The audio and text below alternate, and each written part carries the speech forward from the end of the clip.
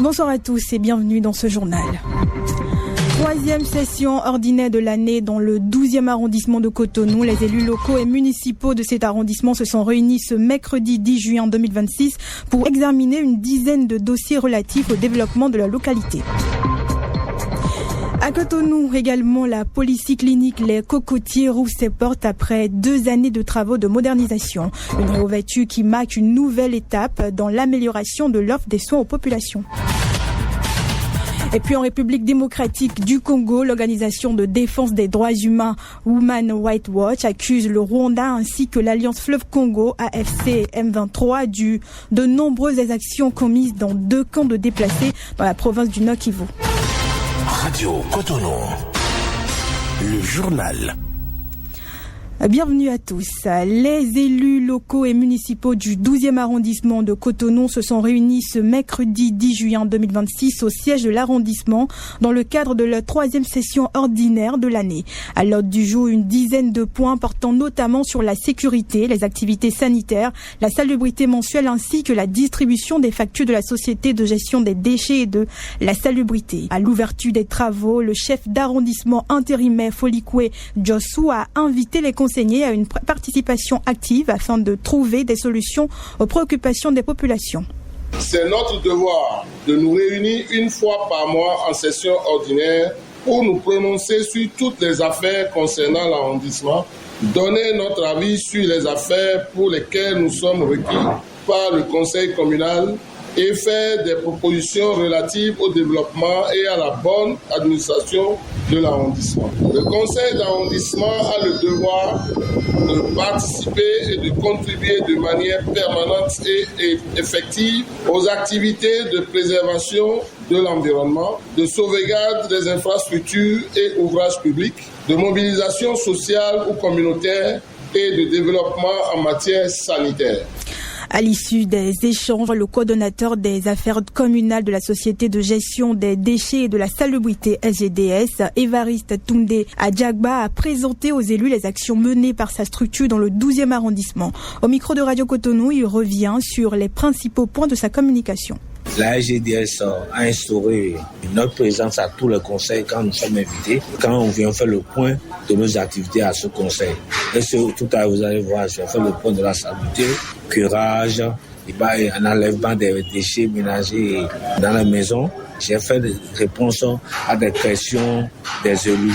Et tout a été en satisfaction. Pour la campagne de salubrité, chaque fois, c'est l'arrondissement qui nous donne le quartier et dans lequel nous allons faire la campagne et nécessairement d'ici 2 ou plus tard, 112 heures, ils vont nous donner parce que nous faisons la campagne de salubrité chaque premier samedi du mois. On parle toujours municipalité en prélude à la première édition de compte de l'année 2026 de la municipalité de Cotonou. Un panel d'échange s'est tenu ce mercredi 10 juin à la Maison du Peuple d'Akpakba. Initiée par la mairie de Cotonou, cette rencontre a réuni les jeunes, les sages ainsi que les élus locaux des 6 arrondissements de la ville. Les participants ont réfléchi autour du thème prévention des inondations et résilience urbaine, discipline de l'espace public et salubrité urbaine. La cérémonie d'ouverture a été présidée par Arlette Bello-Saizonou, première adjointe au maire de Cotonou, représentant le maire Luc Nyakadja. Nous l'écoutons. Ce panel n'est pas une simple formalité administrative. Il constitue le mécanisme de reddition de comptes mis en place par Monsieur le maire, une innovation majeure visant à rapprocher l'action municipale des réalités que vous vivez au quotidien. En vous donnant la parole, nous renforçons ce lien démocratique indispensable entre la mairie et ses administrés. Le thème qui nous rassemble aujourd'hui est crucial. Prévention des inondations et résilience urbaine.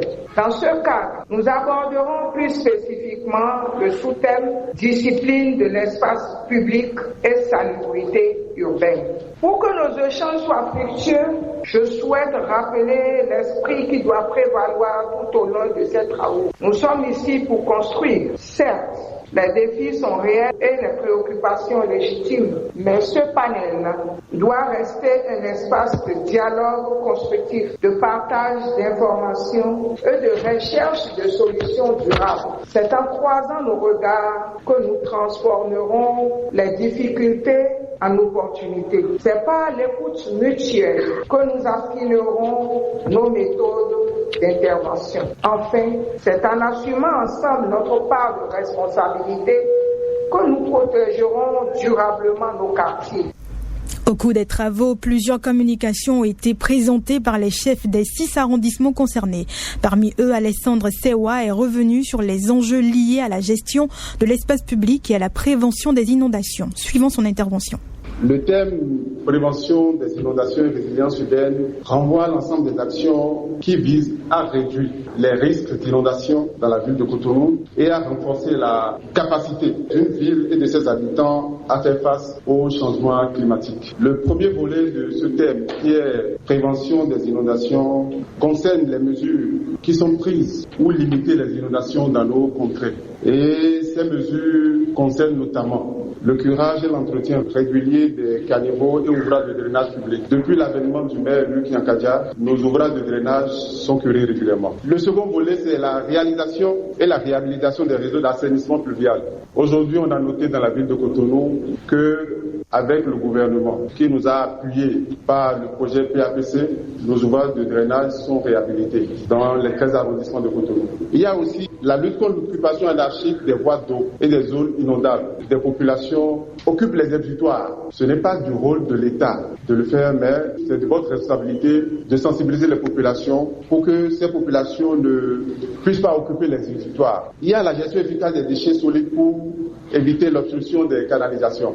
Aujourd'hui, la LGDS dessert les ménages et elle ramasse régulièrement nos déchets pour éviter l'encombrement de nos maisons, de nos ruelles et de nos lacs. Donc nous devons veiller à ce que ces déchets soient régulièrement vidés. Il y a également la sensibilisation des populations aux bonnes pratiques environnementales et aussi l'aménagement des bassins de rétention et autres infrastructures de drainage. À l'issue de la rencontre, plusieurs participants ont salué l'initiative de la mairie de Cotonou et exprimé leur engagement à contribuer à l'amélioration du cadre de vie dans leur quartier. Ils sont au micro de Toussé Adonkon.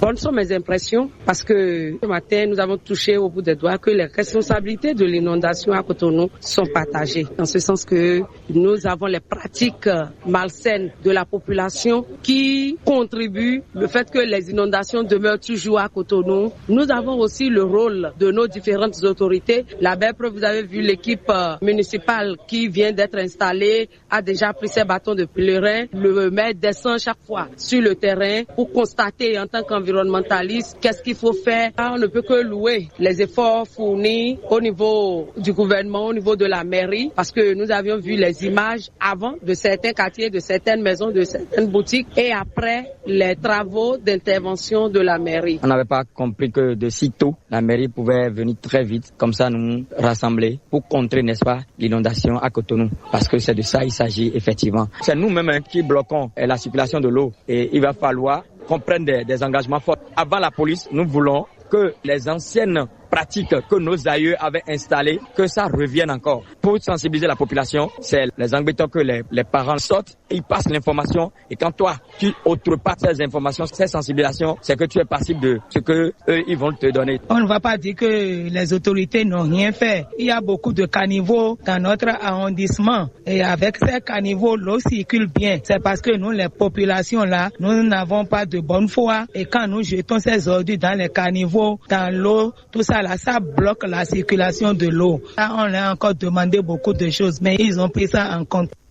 19h passées de 10 minutes, ce journal se poursuit. Le chef du 4e arrondissement de Cotonou, Saliou Adelabou Adedjouma, a procédé au lancement des travaux de la 6e rencontre statutaire de son conseil. Plusieurs préoccupations relatives au développement de l'arrondissement et à l'amélioration des conditions de vie des populations ont été au cœur des échanges. Au thème de la première journée, le conseiller municipal Timothée Ronton est revenu sur les principaux points abordés. Il est au micro de Michel Fabi. Principalement, la séance d'aujourd'hui a été consacrée à une séance séance de sensibilisation des pêcheurs du 4e arrondissement à la suite de la lettre que le préfet a envoyée à la mairie de Cotonou par rapport aux périodes de fermeture du lac et du chenal du 29 juillet au 25 août. Pendant cette période, par rapport à ce qui a été annoncé dans la lettre, il ne devrait pas avoir de la pêche. Donc c'est comme pour décréter un repos biologique pour permettre aux poissons de pondre et qu'il y ait beaucoup plus de poissons dans le lac. Donc c'est principalement sur quoi s'est tenue la séance d'aujourd'hui qui va se poursuivre demain.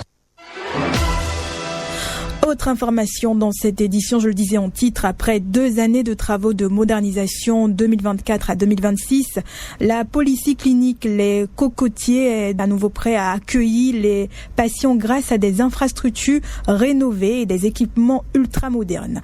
La cérémonie de présentation de ce nouveau projet sanitaire s'est tenue ce mardi 9 juin 2026 à Cotonou. Compte rendu d'Ikorel Seyonzo. Située au cœur du quartier Aviv à Cotonou, la polyclinique Les Cocotiers annonce officiellement la reprise de ses activités ce mardi 9 mai 2026. Avec plus de 13 millions d'euros d'investissement, l'entité entièrement rénovée repose sur une superficie de 2200 mètres carrés avec une infrastructure moderne et des équipements de pointe. La directrice générale de la polyclinique Les Cocotiers parle du nouveau joyau au service des patients béninois et étrangers. Mathilde D'Agostino. Pendant 2 ans, de 2024 à 2026, l'établissement a été repensé. 2200 mètres carrés réhabilités, un plateau technique de dernière génération installé, un dossier patient complètement informatisé déployé. Mais ce ne sont pas les chiffres qui comptent une clinique, ce sont les femmes, les hommes qui la font.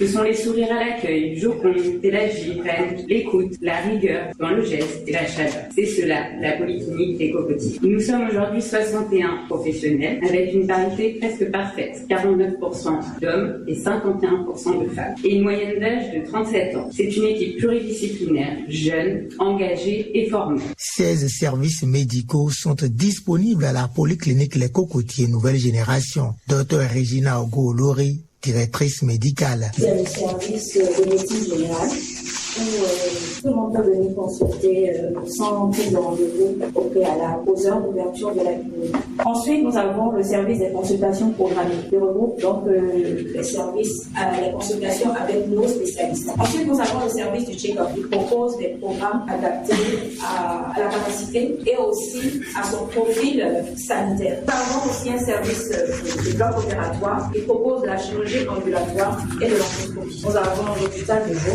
qui accueille des soins post-opératoires et aussi des soins programmés mais médicaux. Ensuite, nous avons un service d'imagerie médicale qui propose l'échographie, une radio numérique, un scanner et une mammographie. Cette réouverture de la polyclinique Les Cocotiers est possible grâce à Elifs Healthcare, filiale du groupe Elifs, qui est une référence mondiale en construction et en exploitation d'établissements de santé privés, précise Laura Picard, directrice de Elifs Healthcare. Le groupe Elifs, dont relève Elifs Healthcare, s'organise autour de 2 métiers complémentaires. Elifs Projet, qui construit et conçoit des hôpitaux clés en main publics, et Elifs Healthcare, qui se consacre à l'exploitation d'établissements de santé privés. C'est cette dernière branche qui porte aujourd'hui la polyclinique Les Cocotiers. Lorsque nous avons décidé d'investir au Bénin, ce choix ne devait rien au hasard. Il procédait d'une lecture lucide du pays, de son élan et de ses besoins. Le Bénin se transforme, Cotonou se transforme, les attentes en matière de santé se transforment et les exigences des patients aussi. Dans ce contexte, il nous a paru essentiel d'apporter une réponse locale, structurée et pérenne. Au dire des responsables, la polyclinique Les Cocotiers entend non seulement construire une relation de confiance durable, mais également contribuer à réduire le tourisme médical.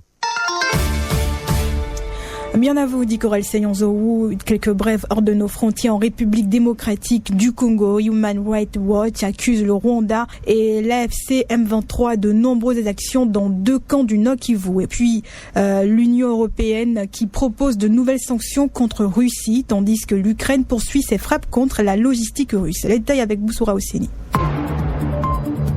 En République démocratique du Congo, recrutement forcé massif, passage à tabac, déshydratation et exécution sommaire. Dans un rapport rendu public ce mercredi 10 juin, Human Rights Watch accuse le Rwanda et l'AFC M23 de s'être rendus coupables d'actes pouvant être qualifiés de crimes de guerre dans les camps militaires de Rumangabo et de Tchanzu au lendemain de la prise de Goma en janvier 2025. Le rapport met également en cause les autorités de Kinshasa pour leur soutien présumé à des groupes armés responsables de graves violations des droits humains. Arrestation de narcotrafiquants recherchés et soupçonnés pour certains d'être des acteurs majeurs du trafic de cocaïne en Europe. Plusieurs binationaux marocains et belges, néerlandais ou français ont été interpellés. Ils faisaient l'objet de mandats d'arrêt internationaux ainsi que de notices rouges d'Interpol. Parmi eux figure notamment le belge marocain Abdelila El Messaoudi, originaire d'Anvers. Condamné à 35 ans de prison en Belgique, il était en fuite depuis 2020.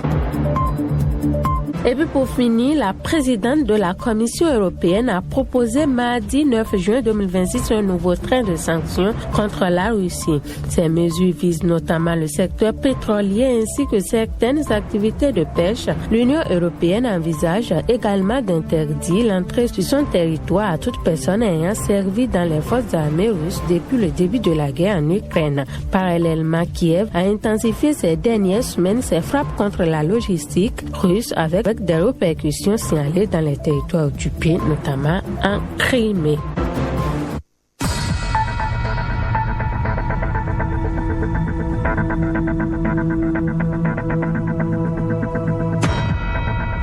C'est la fin de ce journal sur Radio Cotonou. Une mise en onde de Blaise Sacla à la présentation. Je suis Michel Rounou. Portez-vous bien. Bonsoir.